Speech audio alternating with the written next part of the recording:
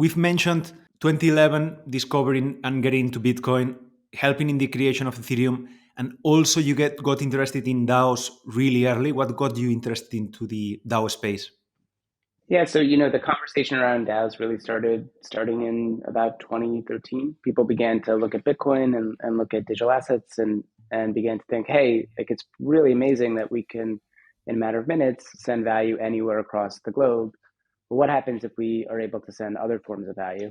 And so there's early projects like color coins, which came out of some folks that were early in the Bitcoin ecosystem that began to think about, hey, how about we just color a part of a Bitcoin, like a SAT, and transfer that, and we can say, hey, this represents, let's say, just a share in a company of some sort. And so folks like Dan Larimer came up with this notion of a decentralized autonomous corporation, or a DAC.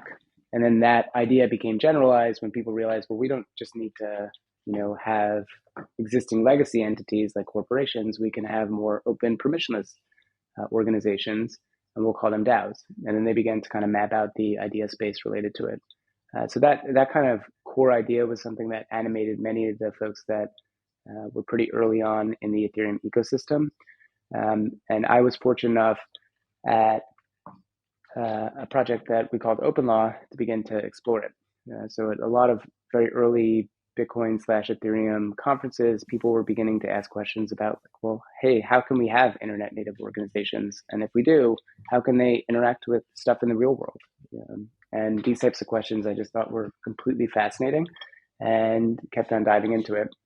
And at OpenLaw, we kind of operated like a research and development type group where we were just kind of blue skying and trying to develop a whole bunch of interesting ideas and concepts around blockchains.